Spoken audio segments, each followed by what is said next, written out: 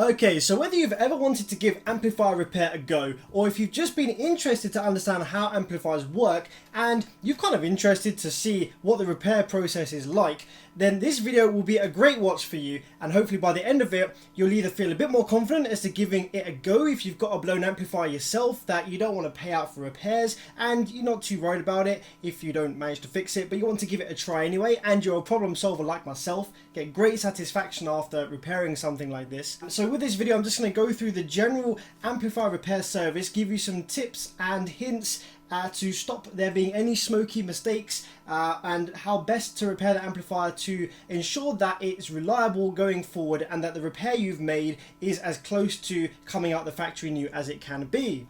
What I will say though is amplifier repair is not a simple process by any means, and it's not something that you can just learn by watching a few videos on an evening. It takes many months, if not years, to really perfect amplifier repair to a level where you want to be offering this as a service, you know, people paying you to repair their amplifiers. If it's something that you are interested in, I really recommend just trying it out on your own stuff first, or buying blown amplifiers yourself and practicing on those all different types of amplifiers, class D, class AB, and generally stay around about 1000 to 1500 watts RMS, different brands, just to give you a really good understanding of how different amplifiers work, the different board types, the different class types, etc., before you even think about offering this as a service. So the amplifier we're going to look at today and repair is a Ground Zero 4K. A few of you may have seen or even owned this amplifier before. Not too bad, fairly decent board design. It's been around a while, it's nothing new. There are many amps with the same board as this. Already I can see that this amplifier has probably been repaired before, because you can see on the case here there's actually a dent where a screw has been put in from the other side and pushed too far, leaving a dent from the screw there. So already without flipping it, we can see that maybe this has been worked on before.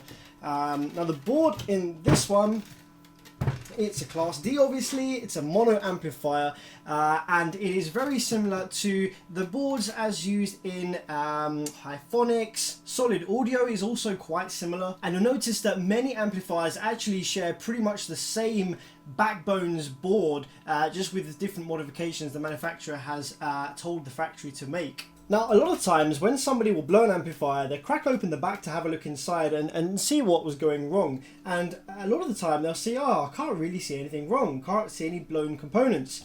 A lot of the time you can't really see the blown components in an amplifier.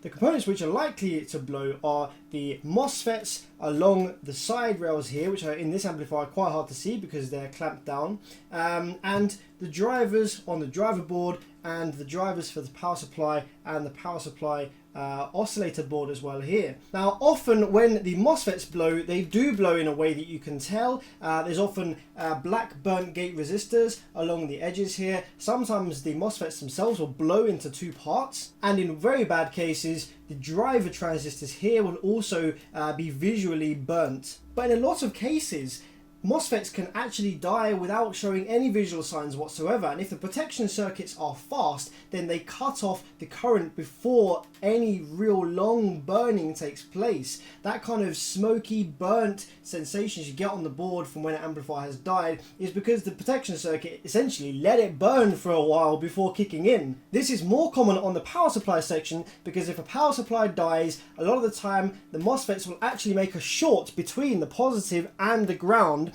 so that even when the amplifier protects, unless you've got a fuse in line with your power line, it'll just burn and burn the MOSFETs until they either burn to an open circuit or something catches fire. So yeah, definitely worth fusing your amplifiers if you don't want anything to go that way. So let's start by dismantling this amplifier. These clips are a nightmare. I actually don't like them very much at all.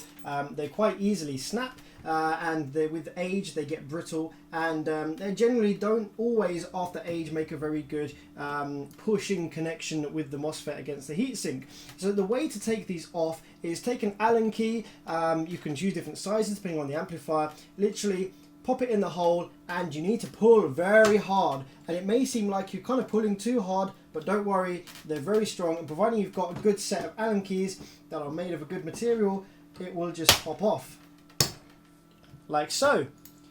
The longer the Allen key, the more leverage you have, and generally the tighter you can get the end to fit in the hole as well, the better, because there's less movement for wiggling around there. So just go along and take all of the clips off, and as you do so, you'll probably start to notice and start to reveal some blackened, burnt areas of the board if the amplifier has blown in that way. And sometimes the MOSFETs will even just fall apart and fall off the board at this point.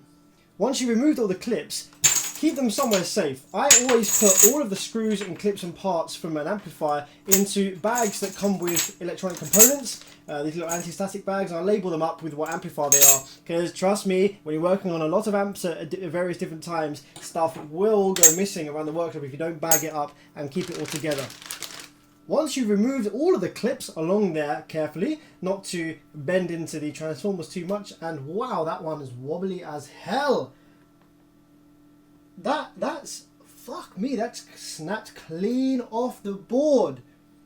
Like I was saying, once you've removed the clips and you've taken all the screws out that screw down onto the heatsink, remembering that there might be a few case ground screws at the ends here as well. I always remove the RCA plate and leave the power plate on because it's more important you get these the right way around.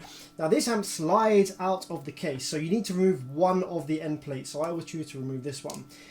What you then want to do is it won't come out very easily because the thermal paste acts kind of like a glue, and it will stick the transistors and MOSFETs to the heatsink here. So just take a Stanley knife blade and go along and just gently pry them away from the edge, not too far, just enough away from the edge that they will slide out of the heatsink without getting caught or without dragging the insulation tape. Once you've done that, it should slide relatively easily out of the case and not take too many of the insulation tape along with it.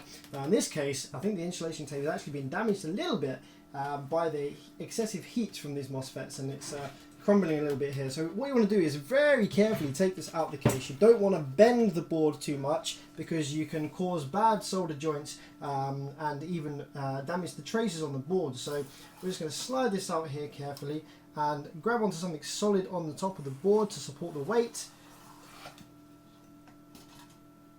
And there we go. Amplifier is out. So we can put this down to one side now, and we can take a closer look at what is going on here. Okay, so we've got plenty of nasty burnt resistors, burnt board and burnt MOSFETs here that have physically deformed and snapped and burnt off. And this is the power supply section here. So what's happened in this case is the power supply MOSFETs have shorted out, and they've actually shorted. You have the positive 12 volts on the MOSFET at all times, even when the amplifier is off, and then obviously there's a ground pin, and if that shorts out, it makes a direct short across your power inputs but across the MOSFETs, and so they just cook and cook and cook until either the fuse blows or until they just go open. Now, sometimes it's not always obvious to see what caused an amplifier to blow, but in this case it's obviously been repaired before. You can see it's had a new inductor at one point, and this filters out all of the super high switching frequencies that the output section operates on, filters that out and leaves you with a clean sine wave. Now in this case, the repair has actually caused this amplifier to go down in a very serious way. You can see around this side, if I can focus the camera, this has come clean off the board, and these leads have snapped. So this inductor essentially snapped clean off the board, and now these inductors will take the output from each side of the output. So you have two sides here, a high side and low side of output MOSFETs, and if they are not working together most of the time, then one of them will heat up and it'll cause the amplifier to blow basically. Now we need to do a bit more digging on this one to find out what's wrong, but first of all, let's tackle the power supply section, because we can get the power supply section working first and then tackle the output side. Now before I go any further, I just wanted to give you a very brief and basic explanation as to how a car amplifier works, Class D mono. And most people will open an amplifier up and not really know what's going on, but once you understand the different sections and what it's trying to do, it becomes quite simple. First, you have to think about what the car is providing to the amplifier. The car is providing 12 volts DC, which is no good for driving a speaker because it's low voltage and it's single It's 12 volts, is DC, you can't drive a speaker with that. So you need to change that into something that can drive a speaker, which you're looking for a nice clean alternating current sine wave that can follow an audio signal. So how do you start by turning that into that? Well, first of all, let's take 12 volts, and 12 volts sits on these power supply MOSFETs. Now, MOSFET is essentially just a switch that is controlled by another circuit. So we have a switch here, which is controlled by a circuit, a signal which is fed to one of the pins of the MOSFET, and it tells the MOSFET switch when to turn on and off. So this circuit in the middle of the board here is an oscillation circuit, and it provides the MOSFET with a little square wave. So what it does is it creates a square wave like this, and this square wave is then fed to the MOSFET pin, the gate here, which tells it when to turn on and off. And the MOSFET will follow this signal and turn the switch on, off, on, off, on, off in relation to this square wave. On, off, on, off, on, off. And when you turn 12 volts DC on, off, you end up with 0 volts, 12 volts, 0 volts, 12 volts, 0 volts, 12 volts on the output of the MOSFET. And that now is an alternating current. You have 12 volts 0, 12 volts 0, but it's a square wave and it's still at low voltage, so it's still no good for driving a speaker with.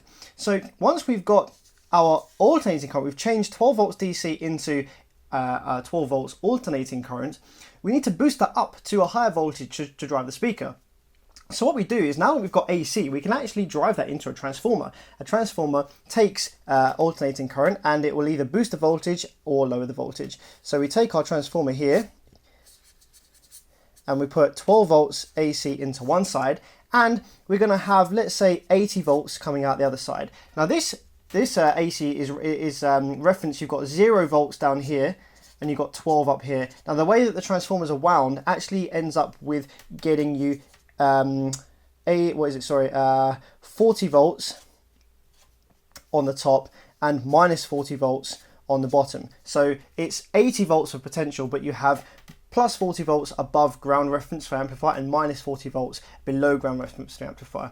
So now we've got a nice big alternating current on the output of the transformer that goes from 40 to minus 40 here. And that's looking better. It's a higher voltage to drive a speaker, but it's still a square wave and it's still just a constant frequency, so we can't drive a speaker with that directly. So how does the output section of the amplifier take that and turn it into a nice clean sine wave that follows an audio signal? Well, first of all, the output section of the amplifier doesn't actually want a alternating current for power. It wants 2 rails of DC voltage. And so what we do then is we have these rectifiers, which are these 4 here, and they take this alternating current and they turn it into 2 DC voltages for the output section. So the first ones here will take these top parts, these plus 40, and it will leave them alone, but it will take the negative one and it will flip it over and it will turn it into another positive like this. So on one side of the rectifiers, you have plus 40, plus 40 again, plus 40, plus 40 again, and that then equates to just a straight line of plus 40 volts DC. And the other side does the same thing, but it leaves the negative ones alone, and the positive ones, it flips them over, and it leaves you with just a straight line of minus 40 DC. So now, after the rectifiers have rectified the alternating current, the amplifier section is now being fed with plus 40 DC and minus 40 DC. Now these are called the rail voltages, and this is how the output section of the amplifier works. You have your plus 40 and minus 40. Now what the amplifier section does is it has more switches, more MOSFETs here. This is quite complicated how it does this. I'm not going to go into too much detail about how exactly it follows the audio signal onto these rails. But basically what it does is it listens to the audio signal and it puts the sine wave between these 2 rails. So when the amplifier is working at half its power, the sine wave will swing up halfway to the top rail and halfway down to the negative rail, halfway up to the top rail, halfway down to the negative rail. When the amplifier is driven to full power, it'll drive all the way to the top rail and all the way to the bottom rail. So the maximum amount of power that your amplifier can put out is denoted by your rail voltages here and where they cap off at. When you try and push an amplifier past this limit, you end up with clipping, and the reason it clips is because you're trying to push the sine wave above the maximum voltage of the rails. So what happens is it tries to go up and then just gets capped off by the top rail, comes back down again and gets capped off by the bottom rail, and goes up, capped off. So that's why it starts looking like a square wave, because the wave is actually trying to go above the rail and below the rail where it can't go, because that's the maximum power that's being fed to the amplifier, and that's why you end up with a square wave when you clip. So essentially that's how we've gone from 12 volts DC of input, turn it into a square wave, boost that voltage up, rectify the crap out of it to get your 2 lines of DC rail voltage, and then the amplifier can then take an audio signal and it can oscillate the audio between these 2 rail voltages, which then drives the speaker with a higher voltage. Some amplifiers don't actually use a plus and a minus. Some amplifiers will just have the rail voltages from the power supply section as one positive rail, let's say 80 volts DC, and then the negative isn't a negative, it's just 0 volts ground. And what happens is on the outputs on the speaker terminals, on the plus speaker terminal you have like 40 volts, and on the negative speaker terminal you have 40 volts, which then the speaker sees that as 0 volts. There's no difference in voltage between those two, so you have plus minus both with 40 volts on them. And then the way that it drives the speaker is it drives it, the speaker sees 40 volts, so if you drop one of those off, if you get rid of one of those, then the speaker will suddenly see 40 volts worth of power, and if you then drop off the other one, it'll see negative, well, it thinks you're getting negative 40 volts, but in fact reference to ground is 0 volts, and so that's how that works. But yeah, very basic explanation. I don't want to go into too much detail about the switching frequency of the output section, but that's how we go from 12 volts DC into something that can drive a speaker. So it's quite obvious the blown components here are this power supply section, but the output section doesn't look like it's got any burnt components. So how do we know if this output section is okay or not? You can do this with a multimeter. Now you don't really need a flashy expensive multimeter to do basic amplifier repair work. I have a very sophisticated oscilloscope which actually has most multimeter functions in it anyway, so I only really use this for continuity and basic resistance checking. What you want to do is set your multimeter to, most will have a beep or diode setting that will essentially give you an audible beep when there is a short across the probes. And that's really useful for testing this out, because generally when a MOSFET will blow, it'll short. And so what you'll want to do is you want to take your probes and you want to go along each of the MOSFETs here and go between the pins and see if any of them are shorted. Now you'll notice on the multimeter there'll be various numbers that flash up, etc. And later on when you go to fitting new output sections, you can generally get a good idea as to how the output section is repaired by going along and comparing these numbers. But first, for now, we're just going to see if any of them are shorted. So far it looks okay. None of these are shorted out, so potentially it may have just been the power supply section on this amplifier that blew. So that side's okay, low side. Let's check the other side here. That's okay. Sometimes you'll get a beep because there'll be a capacitor charging, and when a capacitor obviously is discharged, it presents a short circuit, and then when it starts gaining storage inside the capacitor, it then presents a high. Aha, here we go. So we've got the third one along here. This one, between the gate and the, I think it's the source on this one, we have a short circuit. So the output section on this side has blown, and that probably took the power supply section along with it. And interestingly enough, like I thought, this inductor which has come off the board has probably caused this side to blow. So yeah, we've got one there. This one is also blown. We've got 56 ohms. It didn't beep because it's above the threshold for the beep on there, but I know that that's pretty much gone. And let's have a look. Yeah, 56. These ones might be okay. That one's blown as well. So I think we've got 2 definite blown MOSFETs there.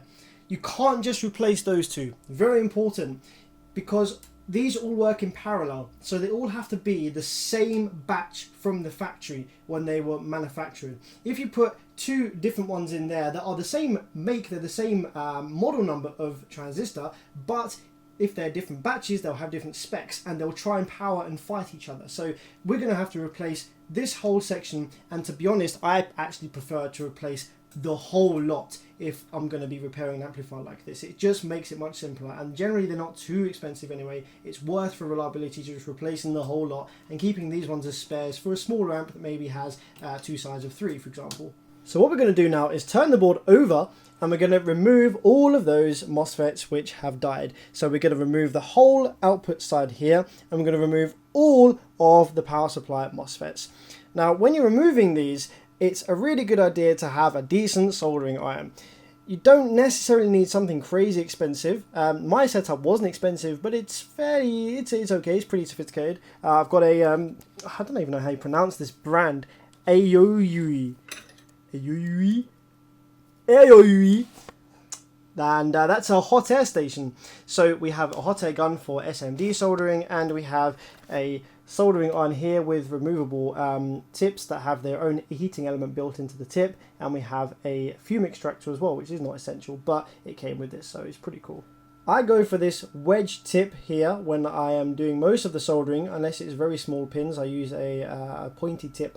But for this, what we want to do is take the soldering iron and we want to apply new solder, quite a decent amount, and we want to run it back and forth along the legs here, so that essentially all of the solder is melted at the same time, and the MOSFET should just literally drop out with very little effort.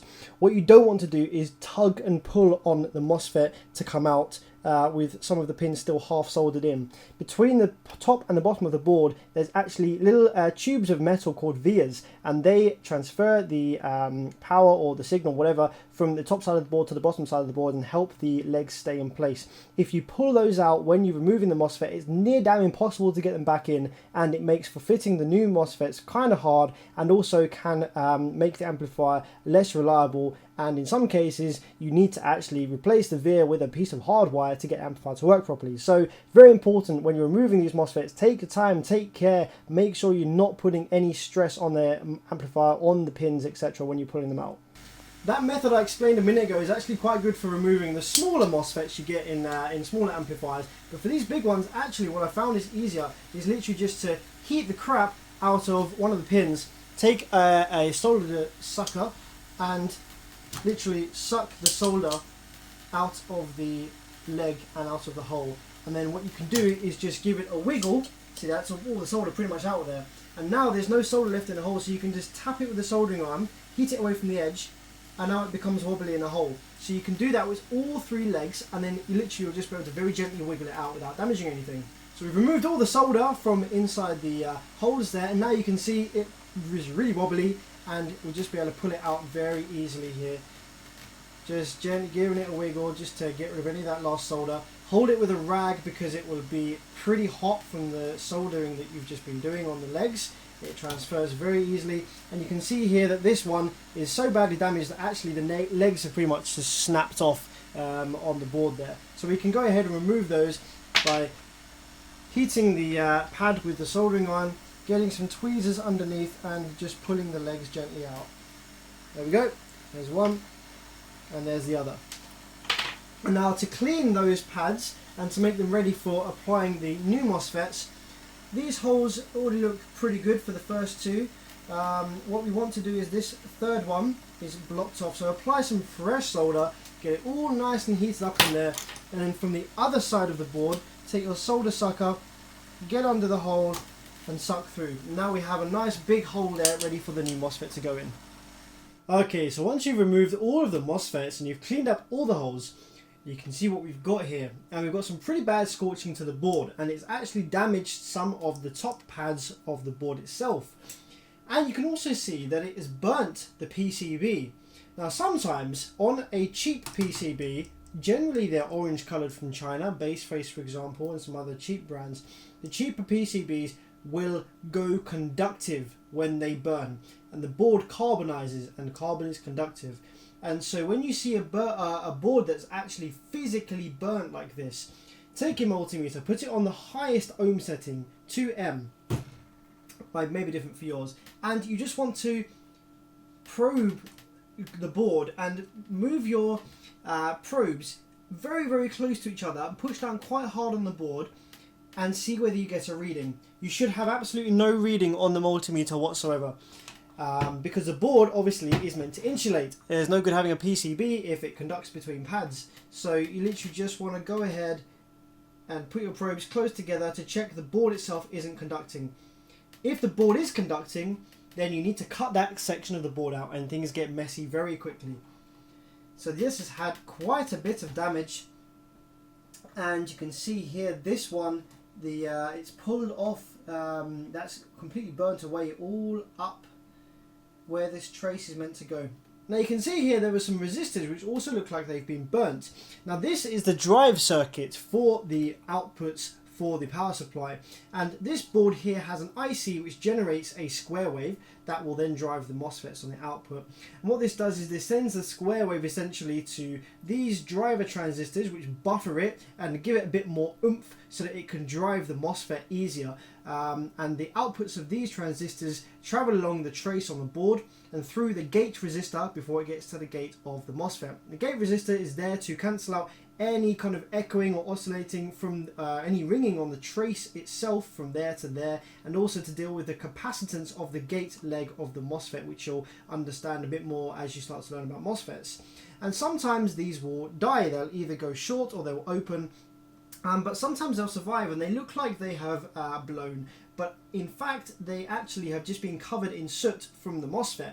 And we can check this just by setting the multimeter to the diode setting and reading the resistance on there. If I zoom out a bit here so you can see, and put this here maybe, that'll do. And we want 47 ohms across these resistors, which is good for the 064 MOSFET, which we've got 47 ohms there, 47 there, and there. And so we've got 47 ohms along all the gate resistors, so they've all survived. Now ideally you want to replace them anyway. I mean, it doesn't look too nice, especially if you're doing a repair for a customer. But if it's just something for yourself and you're just having a play, that's generally fine. You can wiggle it around a bit, make sure that there's no broken leads on there, and that'll generally be okay. I would replace these just now, but I want to get this video done, and I've only got 2 spare 47 ohms left because I use them all the time. So rather than pausing this video for tomorrow and waiting for them to come, these are fine. I'll just use these to demonstrate the power supply up and working. Now I mentioned before about the 2 sections of the board, power supply and output section, and they are connected by the rectifiers.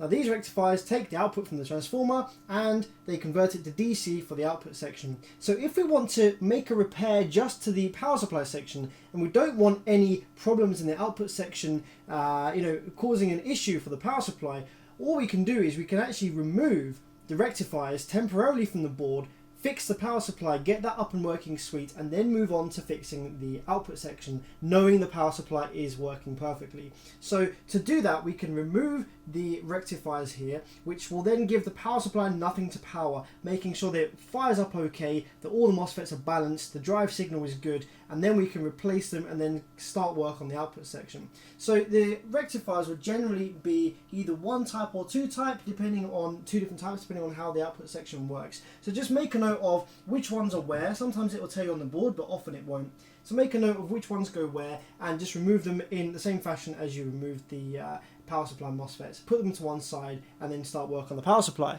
Okay, so rectifiers are removed and we're almost at the point now where we're ready to turn the amplifier on and put some power to it, see what's going on with the power supply or oscillation board. Now this looks kind of messy. It's obviously been repaired before. We've got a lot of solder flux going on around here. This is very important. Always check for solder bridges between the pads after you have finished desoldering anything or soldering anything.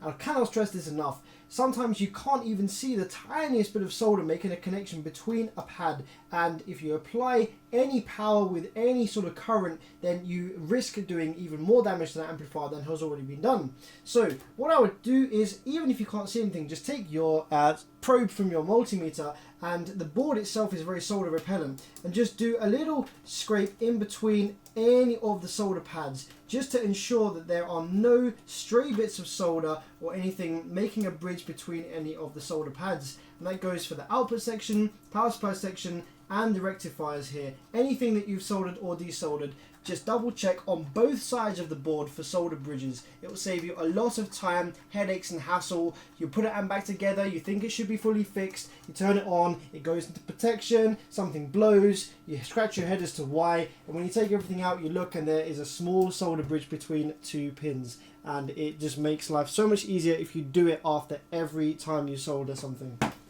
Next thing to do before you even think about applying any power to this board is check that there's not a short between the positive and the negative input terminals. So I've left this on for this reason, so we've got positive over here and negative here. So just with your multimeter on diode setting, just put the positive in here and the negative in here, and it will beep to start with, and then it will stop beeping and the numbers will climb. That will prove that the power supply capacitors here are charging, which means that there's no short on the power supply side. So we are safe to turn this amplifier on. Now, to power this board up, we don't need any current whatsoever. For the power supply section, we're not driving any transformers. We're just seeing whether this tiny little circuit in here has been damaged in any way.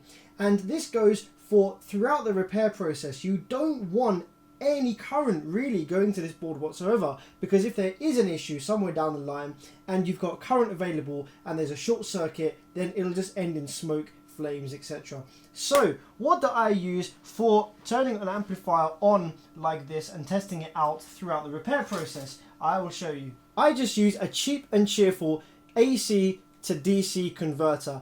Very cheap. And this one will do 4 amps at 9 volts and 12 volts, which is more than enough to turn any car audio amplifier on, all the way from 100 watt RMS all the way up to 10,000 watts RMS if you wait long enough. I'll generally always set this to 9 volts because car amplifiers will turn on 9 volts, and it just reduces the voltage on the output section, which makes things a bit safer. It doesn't take quite as long to turn on, etc. Makes it a bit nicer to work on with a lower voltage going in there. And then once the amplifier is working, you can bump the voltage up to 12 and 14 volts just to make sure that it works happily on those voltages as well.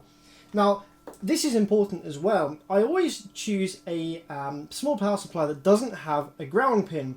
And the reason for that is when the power supply is isolated from the mains, my scope is connected to the mains, and it will share a ground if this has a ground pin. Now what this means is it means I won't be able to select a different ground point reference for my scope. Now my scope has the probe like this, and it also has, somewhere that I've put down, an attachment to connect for the ground reference. Now if the power supply was connected to earth as well, to ground on the ring main, then that would mean that I could scope and probe this board without the ground pin being in there, and it would take the main ground as reference, which isn't always what you want, because sometimes the power supply and the output section have different grounds and you want to choose different ground points. It makes things a lot safer when you're probing an amplifier using a scope and you're powering it from the mains to have an isolated power supply like this. So you attach a ground, and then you just literally attach this to where you want your ground reference to be. In this case it would be the power supply ground. Sometimes it's the output ground, which is often the ring on the RCA tip here. But yeah, you can just mess around with it like that. Another good thing about these is they all have their own built-in overcurrent protection. So if the amp's powered up and you accidentally short something out on the board, or the amplifier draws excessive current due to a fault, then this thing will just turn off in an instant, and it won't be able to provide any current when the fault occurs either, and it'll just turn off and you won't get a blue light on the front, which then is an indication that there's a short circuit on the board somewhere. So very, very useful to have. So I'm just going to go ahead and plug this in now, and we're going to see what the driver board oscillation circuit is doing. So we've got a green light that's constant, which means that these capacitors have all charged up fully. And I'm just going to take my oscilloscope probe here and lower the camera so you can see what it's doing. So the camera just ran out, and off camera I have made some further repairs. I found an issue with the driver board for the power supply. So this is the circuit which drives the power supply MOSFETs, and this is essentially compiled of a board here which is located in the board, and this has an IC with pins 9 and 10 emitting the square wave, which is what goes through the buffer transistors and then to the output MOSFET transistors of the power supply. Now this is usually a 494. They always scrape it off. I don't understand why. Everyone knows what it is who's in amp repair, so it's not hard to replace. Now you can see here that I've already repaired this section. Now what the problem was is that these two original transistors, which I've taken out, were leaking.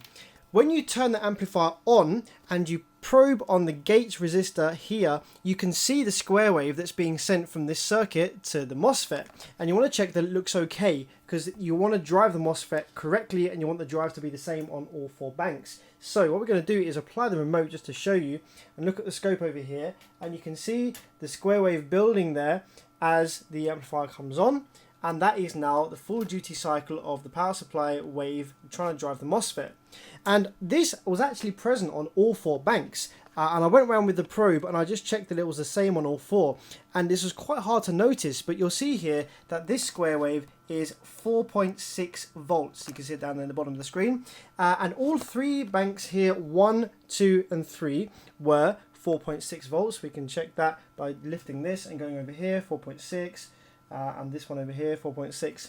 This bank here, however, that had the most damage actually was reading at 4.2 volts, which was only a tiny bit down and took a while to notice, but I can pause on my scope and take the probe off, jump it over and start it again, and it will jump to any differences. So that was quite good to see. So what I did is I traced that back, and I traced it to the 2 buffer transistors here, which I replaced with 139 and 140s BD. These is pretty common replacements for driving a power supply MOSFETs, and they work really well and probably be a bit more reliable as well. So now all 4 banks are identically being driven, and I can go ahead and fit the 064 power MOSFETs here for the power supply.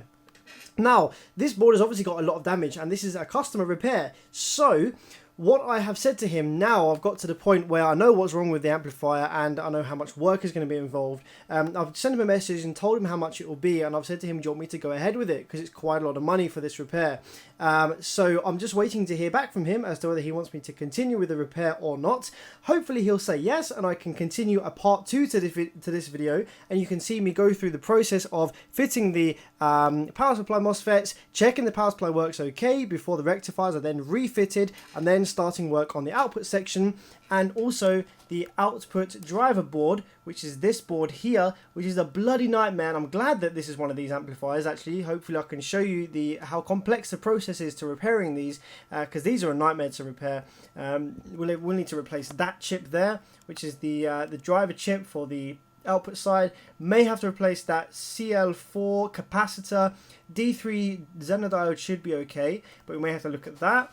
And we'll have to go ahead and replace this side of outputs, and I'm hoping this side will be okay. And we'll have to rewind or maybe repair this inductor here and seat it down properly on the board. So quite a lot of work to do on this amplifier, and hopefully I'll be able to show you guys. So I'll come back to you with a part 2, hopefully, if the guy says to go ahead with the repair, and I'll see you then.